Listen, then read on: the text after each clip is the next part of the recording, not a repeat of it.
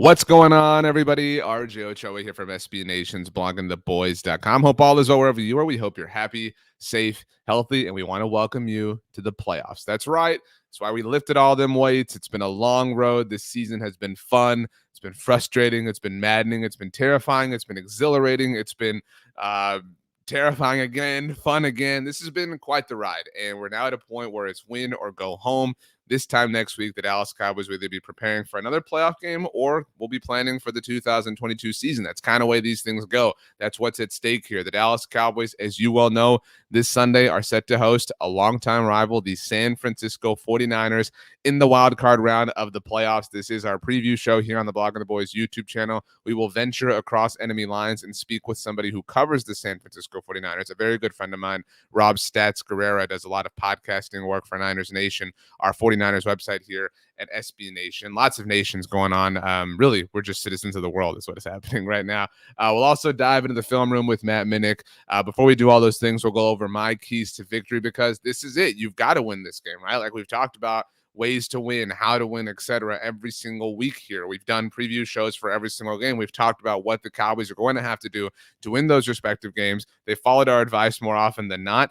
And so hopefully they do it here. I mean, this is big. It doesn't get any bigger than this. We have literally been building towards this moment all the way since the 2018 season ended when the Cowboys lost in the old LA Coliseum to the Rams in the divisional round. It became about getting back to this point. Obviously, the 2019 season was tough. There was the Jason Garrett cloud that was hanging over everything. The Cowboys finally moved on in the offseason. They hired Mike McCarthy, and this was why he was hired, right? And we'll get to that in just a moment. But obviously, 2020 season got off to the wrong start with Dak Prescott going down due to injury. You had Tyron missing the season, basically. Lyle obviously missing the entire season. Leighton Vander Esch hurt all over the place.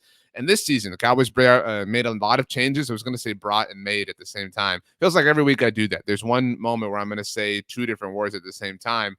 So I'm glad to see we're keeping up tradition here. But brought in Dan Quinn, drafted Micah Parsons, brought in all these kind of, veteran guys, the Keanu Neals and Jaron Curses and Terrell Bashams of the world, the Carlos Watkinses of the world that could come in and really kind of revitalize and change this defense in one season. And they have done that. And so now it's time to see how much work they did and whether it was all worth it or not. Let's start with my keys to victory. First things first, speaking of the Cowboys defense, they are facing a 49ers team that is really good at running the ball. San Francisco is a team that does not have a great quarterback. We'll talk about that in a moment, but this is it. And it's not just Elijah Mitchell. It's Deebo Samuel. That's where the run game is going to hurt the Cowboys. They can be they being the San Francisco 49ers, they can be very, very, very successful on the ground in very creative ways. And Kyle Shanahan, obviously a very creative play caller in the NFL. And so the Cowboys have to be prepared for anything. And they have to be prepared for the 49ers to commit to this. The 49ers, and we're going to talk about this with Rob Stats Guerrera, they do not want to put this game on Jimmy Garoppolo. They are going to rely on the ground game. The Cowboys know this, and they have to stop San Francisco's run game. If they can stop the run, that goes a long way at winning the overall game. And obviously, we want to see them be able to do that. Speaking of Jimmy Garoppolo, though, super prone to turnovers, super prone. And you have probably seen a lot of 49ers games this season. He is, of the 14 quarterbacks that are in the playoffs right now, probably like the 13th best one. Ben Roethlisberger being 14 on that list. Jimmy Garoppolo is fine. He's average, maybe. He's not going to win you a game. And I know he was a big reason why San Francisco came back last week from their 17-0 deficit against the Rams to punch their ticket to the playoffs. But Jimmy Garoppolo wants to turn the ball over. This is a Cowboys defense. This is a Cowboys group in general that has been very, very, very good at forcing turnovers this season. In fact, the Cowboys are tied for the largest turnover differential in the NFL this season. They are plus 14 in that department, where the 49ers are minus 4. We have seen there be times this season when the Cowboys turnovers have not generated points for the offense. And that obviously is a symbiotic relationship that has to work. But it makes sense. It stands to reason that the Cowboys defense is going to be able to force a couple of turnovers, obviously by way of Jimmy Garoppolo. And overall, those things have to matter. Those things have to be different. Those things have to be game swings. You have to score when you generate turnovers in all games, but this game specifically, every game from here on out, this is it. This is serious. I mean, the stakes do not get higher for the Cowboys when it comes to their situation right now. So Jimmy Garoppolo, turn the ball over. We're ready for you. We are here with open arms. My final key to victory has to do with Mike McCarthy. I mentioned this in our introduction.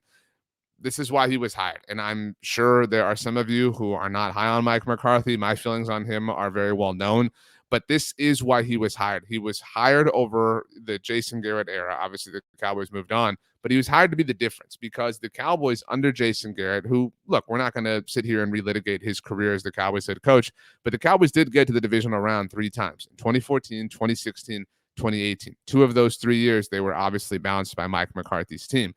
This is supposed to be the difference. This is supposed to be the difference in coaches. Mike McCarthy is supposed to be the coach that can get you over the humps that Jason Garrett could not. The humps are here. This is the first hump that you have to go through in the tournament.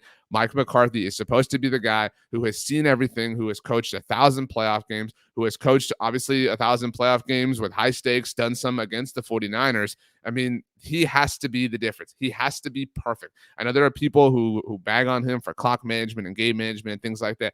He has to be perfect. This is literally why. Think about it. Mike McCarthy was fired in the middle of the 2018 season. He sat out all of 2019. 2020 was a disaster, as we've well discussed. Everything for him has been boiling to this moment. He did everything he did. He built the workshop or whatever in his barn in Wisconsin to get back to this point, to coaching in a playoff game with another NFL team. He is here. The Cowboys are here. And it's time that they make the most of this opportunity because these opportunities, they're precious. They don't come around all too often. It is hard to make the playoffs. We don't know if the Cowboys are going to do it again next year. Look at the 49ers. They went to the Super Bowl 2 years ago. They missed the playoffs last year. Granted, they had a lot of injuries and whatnot, but life is precious in the NFL. You have to capitalize on the moment. So here's to Mike McCarthy doing that on Sunday afternoon. But what about the other side of the field, the team that the Dallas Cowboys will be playing? Obviously, the San Francisco 49ers. Who are they? What do they need to know? Rob Stats Guerrera from Niners Nation joins us next to give us the 101. Pleased to be joined out by the one, the only, the legendary, the incomparable, one of the original backup dancers on Beyonce's Single Ladies Tour from Niners Nation, from the SB Nation NFL show, from deep inside my corazon. It is Rob Stats Guerrera. Stats, how goes it? Welcome to the Blog and the Boys preview show. Good to be here, RJ. Not as good as my Beyonce days, but, we'll fight through. Do you know why I said Beyonce specifically and that tour specifically? Because Beyonce was the halftime show and the Niners were in the Super Bowl in 2012? Yes, the first Super Bowl that the San Francisco 49ers ever lost. So great. That's how we're starting. For anyone who's unaware, Stats covers the 49ers for Niners Nation, SB Nation's home for San Francisco 49ers content. He also hosts a variety of shows on their podcast network, on the SB Nation NFL show, where you can hear me. In fact, every Thursday, you can hear the two of us together on The Look Ahead, where we preview every single game every week. We won't be doing that in the offseason, but we will have some fun stuff playing, so don't worry about it. But that's what we're here to do today. We did this on the podcast version of my show over at Blog and the Boys, and Stats really, just loves to talk to me, which is why he committed to multiple appearances around here. Stats, let's start with this. When it comes to Sunday's wildcard matchup between San Francisco and Dallas, is Nick Bosa poking the bear? Because he basically said that Tyron Smith was washed in a terrible football play. He did not. So I read the comments in print, and Nick Bosa says he's beatable. The Cowboys' offensive line is beatable. There's film of it, and we're trying to do those things. So I was like, whoa. What is Nick Bosa doing? So I went and listened to the press conference, and he was asked about the Cowboys offensive line. And the first thing he says is those guys have had Hall of Fame careers. So he's not trying to talk trash, but he's just pointing out, like, yes, they've been really good, but that doesn't mean they're unstoppable. So when you hear the whole thing, it sounds, you get the fuller picture of what he meant. But I do think that's going to be a huge, huge matchup in this game. And I wanted to ask you, RJ, I've heard Chris Sims say that the Cowboys offensive line is overrated. He said it multiple times. I think when people think of the Cowboys offensive line, they do think of the guys from a few years ago. Are the Cowboys offensive linemen overrated? Well, first of all, Chris Sims had a couple of misses this year. As much as it hurts me to say, he was rather high on Kellen Mond. That didn't exactly work out. True. Although Mike Zimmer has kind of inhibited us from really realizing the full potential of Kellen Mond at the very least. So not totally Chris's fault. I think that's fair. You and I have talked about this with respect to other things. I think that in this case, you're not a Cowboys fan. Niners fans are not Cowboys fans. So I think using this example, a lot of Niners fans are like, man, the Cowboys offensive line is legit because it's always been legit. Mm-hmm. And I think we kind of compartmentalize and sort certain stereotypes when it comes to certain teams. Like, man, the Steelers always draft great wide receivers because they had that run with Mike Wallace and Antonio Brown, and Juju obviously looked really great at the very beginning. And so the Cowboys offensive line was awesome in 2014. It was probably at its peak in 2016. But ever since then, there have been issues. Tyron has had health issues. In fact, I've told you before, Dak Prescott is in his 5th season. He has never played a full season with Tyron Smith. Now, this year, they have had some combinations that have been more purposeful than necessary, which hasn't been the case always. Mike McCarthy has been on record as not liking non-continuity on the offensive line, but then has gone and made changes. So go figure. But I think what Nick Bosa said is fair, but I do think it's kind of that like fun, hype tagline sort of moment for this game. Do you feel like Nick's point is valid when it comes to the overall of this game? Because the Cowboys have been kind of front runners all season long, obviously jumping out to a really impressive record early on and having some big wins in some big stages, obviously some big losses in some big stages. But do you feel like this team is beatable? Do you feel like this is a good team, but they can be had, kind of the way Nick feels about Tyron? I do. I think that I've said to you many times already, I think the defense is not as good as they have looked. And for a team that has such a high-powered offense, RJ, I don't know how they could have such different halves of the season, essentially, or parts of the season. In the beginning of the year, they were rolling people, and Dak got a little banged up. And since then, it has not been the same offense, even though the personnel is still there. Can you explain that to me? Because when I look at the Cowboys now, I think of the offense in the second part of the season, and that's why I think the 49ers have a chance. Look at this guy, comes into our show and wants to ask all the questions. That's right. I would say I don't believe in running the ball to set up play action or anything like that, but the run game has really disappeared. The Cowboys were literally running all over people in the first half of the season. Offensive line changes started to happen. Tyron got hurt. Lyle got, had issues going on. Zeke Elliott kind of fell off a little bit, obviously was a different player the first part of the season. They have refused to incorporate Tony Pollard, and that's kind of been a frustrating thing. We had a roundtable show on our YouTube channel on Tuesday, and we all had, takes that we kind of listed that we were really passionate about. And one of our staffers said that Tony Pollard has to be the guy that gets the most touches in this game. Zeke Elliott, appreciate what you've done for the Cowboys, but this isn't a time to, be ceremonial. This is a time to win this game. And Tony Pollard has to be the skill player that is utilized more as far as the run game is concerned. And so if they don't do that, if they just go down swinging with Zeke, I mean, it kind of feels like they're signing their own sentence just because they know what those results are going to yield at this point. Are you afraid of Ezekiel Elliott? No, not at all. And in fact, I was going to bring that up. There is no way in hell Ezekiel Elliott is going to beat the 49ers linebackers to the edge. He's lost a step, and the Niners linebackers are lightning quick. If the Cowboys are going to run the ball, they are going to need Tony Pollard. His speed does scare me a little bit. So, like, if you're asking me, I would love the Cowboys to give Zeke Elliott 25 touches in this game. That'd be great because you're not beating them to the edge. And so it's going to come down to the matchup on the interior of the offensive and defensive lines. And I just have faith in the Niners front seven to handle that enough to make the Cowboys offense far less effective than it would be if they were using Pollard more. You mentioned that he won't beat them on the edge. Zeke Elliott has never not beaten the San Francisco 49ers. In fact, Zeke's first game that he ever missed due to injury actually was against the 49ers last year, the game that got flexed out of Sunday Night Football. And that was kind of the, wow, Tony Pollard can be the guy. Tony Pollard can get all the carries game. He did have a large run at the end of that game that kind of inflated things a little bit, but still the point stands, which is what's interesting. So the other side of things, the San Francisco offense, that's where the game is lost, I think. Not won for the 49ers. I think the game is won for San Francisco on defense, but it is lost on offense. It is lost by Jimmy Garoppolo doing anything. Not even doing too much, but doing any. I mean, tell me I'm wrong. Tell me that if Kyle Shanahan doesn't effectively hide Jimmy Garoppolo, that they're going to win. I don't see a way that that's possible, honestly. No, honestly, you're right. Like, that is what the game plan is going to be. And we've seen Kyle Shanahan take that approach with Jimmy Garoppolo when they made their playoff run in 2019. I think that people are kind of making too much of the whole Kyle Shanahan offense versus Dan Quinn defense matchup.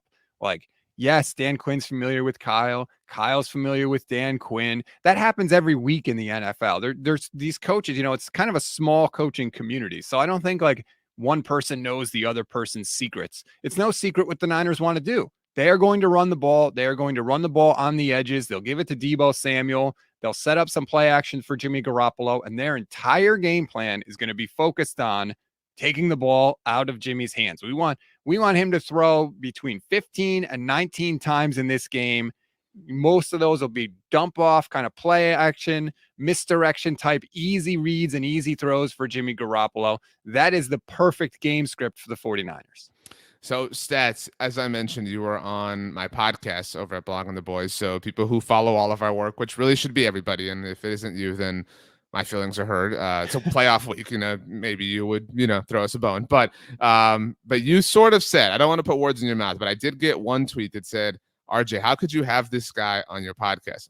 This is no joke, totally serious. And they followed it up with saying, he said he's not scared of Micah Parsons. These were kind of Stats' words on the podcast version of this show. So Stats, I'll give you the floor here with everyone who can see you, under the bright lights of this question.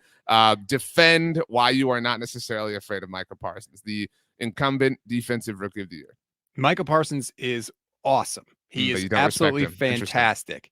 Mm-hmm. Here's what I think. I think that, say what you want about him, he is still a rookie. So essentially what you're saying is this is probably the worst Micah Parsons that we're going to see. He's only going to get more experience, right? He's only going to get better. And I think Kyle Shanahan's plan with him is going to be to attack him from the neck up.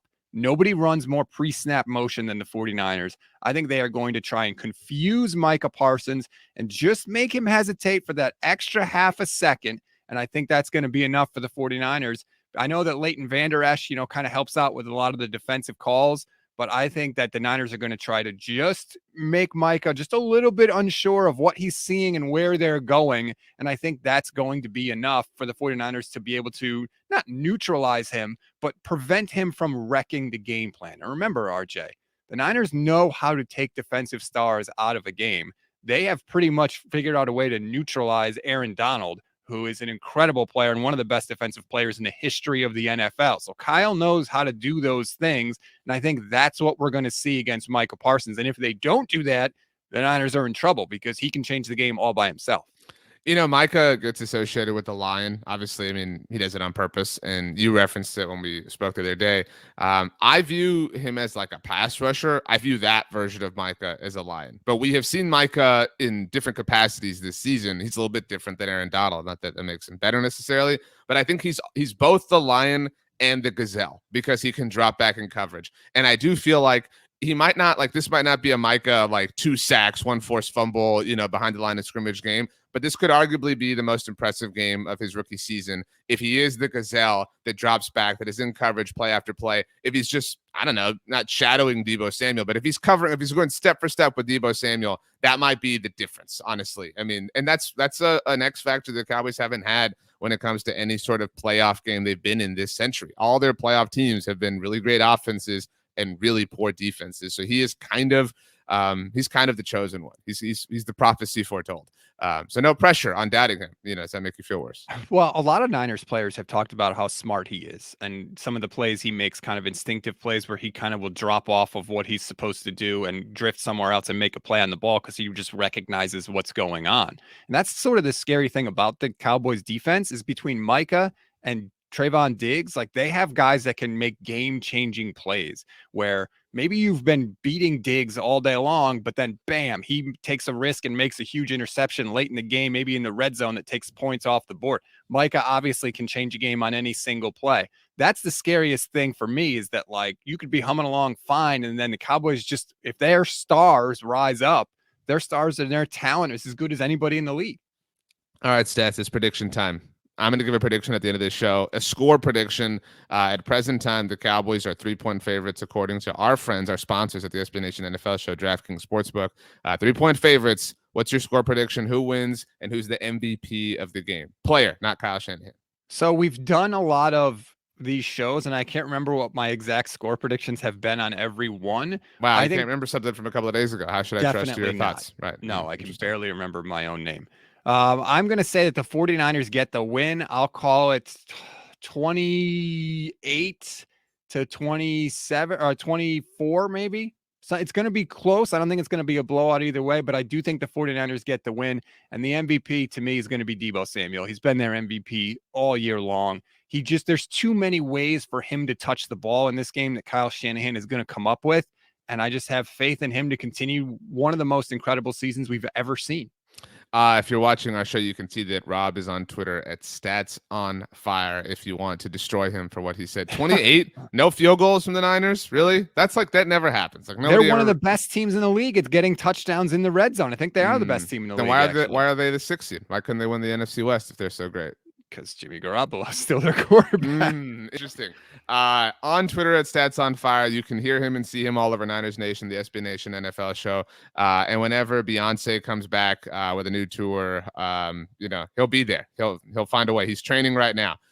Your morning dance regimen got off to a great start before you started recording. So thanks for taking a break from that to join us, Stats.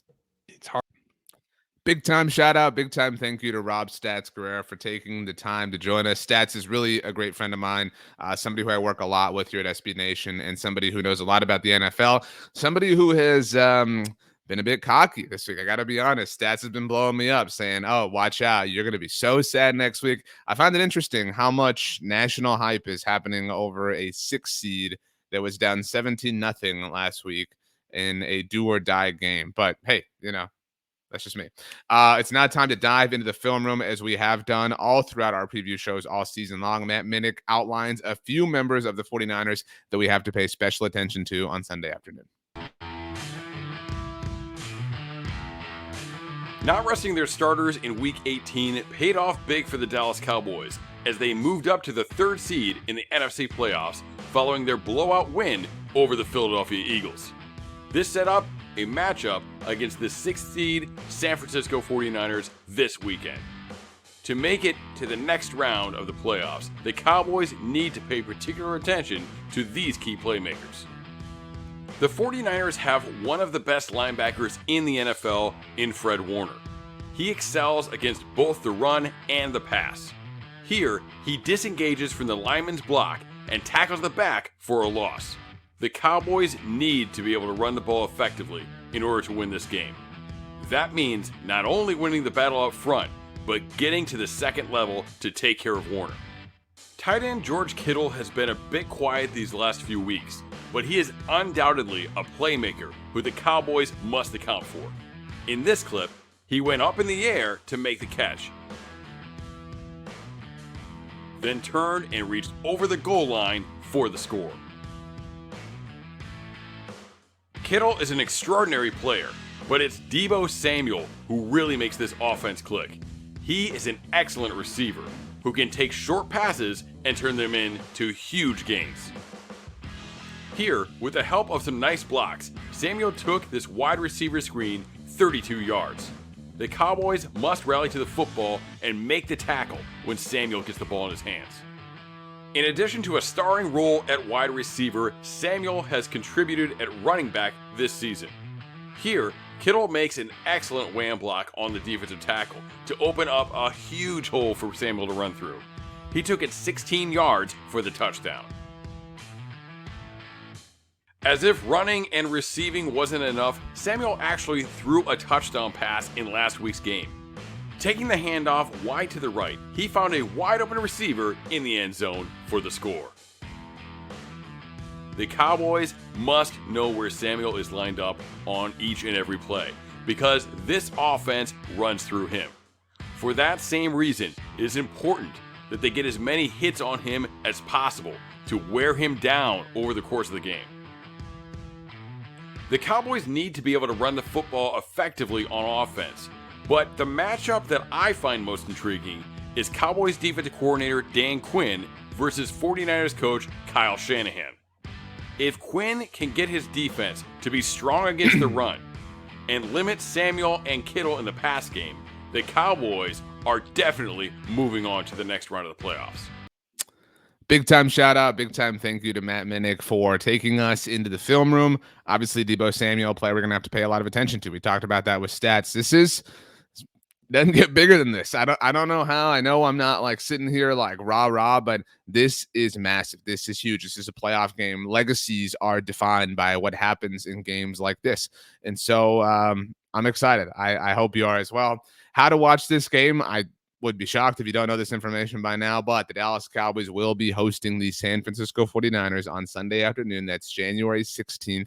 That is at 3:30 p.m. Central Time, 4:30 p.m. Eastern. This game is 1 day shy of the 29-year anniversary of the Dallas Cowboys visiting the 49ers in the 1992 NFC Championship game. So good things have happened around this time of year when it comes to the Cowboys playing against the 49ers in a playoff game. This game will be on CBS. It will have a big-time feel. Jim Nantz, Tony Romo, Tracy Wolfson on the call. This game will also, this is what I was referring to, be on Nickelodeon. So if you want to watch that broadcast, you can see the slime cam and things like that. That will certainly be a lot of fun. If you prefer to listen to the game, you can on the home of the Dallas Cowboys, 105.3 The Fan. Brad Sham, Christy Scales, Babe Laufenberg on the call there. I had Stats give you his prediction. It is now time, as we always do, for me to give you mine. Cowboys, again, depending on when and where you look, but at the time of this show's putting together, Cowboys are 3-point favorites, and I have them winning by 3. I've got the Cowboys winning by 3, 27-24. I think the Cowboys win. I think the 49ers are very good, and I don't think that the Cowboys are going to blow them out. I know that if you watched our Madden simulation, you saw that happen. It's the playoffs. I mean, these are tense games. These are hectic games. These are crazy games. These are chaotic games. And so it will be tough. We will be frustrated, but I think the Cowboys will pull it out. I think they'll win. I think they'll move on to the divisional round. And I think, they'll be one game away from an NFC championship game. And that's a really exciting proposition. In case you are curious, in case you want to track other things, Sunday is kind of the day. Saturday will obviously be a fun day if you're going to watch the Raiders, Bengals, and Bills, Patriots games. But Sunday, the first game that gets started, the Buccaneers and the Eagles, that game has some impact on the Cowboys, obviously, assuming the Cowboys do go on to win. If the Buccaneers are victorious against the Philadelphia Eagles on Sunday at noon, then assuming a Cowboys win, Dallas would travel to Tampa Bay for the divisional round next week. So if Tampa wins, Dallas goes to Tampa. However, if Tampa falls, if the Philadelphia Eagles pull off the upset, if the Eagles win, then that means a Cowboys win has Dallas hosting another playoff game. If the Eagles win, Dallas would host the winner of Monday night's Arizona Cardinals Los Angeles Rams game. So just like this week where the Cowboys have a day's worth of rest as an advantage on the 49ers, if things go the way of the bottom graphic here, if the Eagles win, the Cowboys will have a day on the Rams or Cardinals because the Cowboys are playing on Sunday and the Rams and Cardinals are playing on Monday night. I feel good. I really do. I feel like we've done all the work. I feel like we've done what we can. Obviously we've put in a lot of practice hours, but I'm very excited, and I know you are too. And I'm really hopeful that you have a great time watching this game, wherever you're going to watch it, however you're going to watch it. These are games, and I don't want to sound hyperbolic. These are games and moments that you remember forever. And so I know we have a lot of younger fans, but I can tell you the games, the moments that I watched, even still, but when I was younger, when I was in high school, and obviously they were all Cowboys losses, but you remember those moments. You remember who you were with. You remember the jersey you were wearing. You remember the emotions that you had as soon as the game was over, obviously positively or negatively. And so this is a game, this is a moment that you will likely remember for a very long time. And so I hope it's a really special one for you. I hope you have time to join us as soon as the game is over. We will be here live on the Blog on the Boys YouTube channel, as well as the Blog on the Boys Facebook page for our Dallas Cowboys postgame show. You can always catch the rewatch of those. If you can't join us live, you can always listen after the fact on the Blog on the Boys podcast network. Subscribe wherever you get your podcast. Leave a rating, write a review. Those things help us out. If it doesn't go our way, we'll be pissed. We'll be sad. We'll be frustrated. But as you can hear my son crying in the background, I am on dad duty this morning. This is his first, first playoff game, first preview show that I had him on while putting this together. The work from home life can be an interesting one. He had never made an appearance, I don't think, here on the Blog on the Boys YouTube channel quite yet. So I'm kind of happy that his first one was unplanned this way. And it happened during the preview show for a playoff game. What better way would there be to make your entrance into this world? Son, I know, I get it. So that means it's time to wrap it up, guys. My name's RJ Ochoa. You know me from Blog on the Boys, all throughout the Blog on the Boys universe. I'm on Twitter and Instagram at RJ Ochoa. My DMs are open. If you have any thoughts, questions, points of criticism, hopefully constructive criticism, you want to chat about whatever. If email is more your speed, you can hit me up, rj.ochoa@sbnation.com. It's been a fun year. Let's hope the ride keeps on going. I hope you have a tremendous time watching this game. I hope the Cowboys win. I hope it's a phenomenal time, and I hope we get to keep doing this for a couple of more weeks. Thanks for joining us, everybody. We'll see you next time.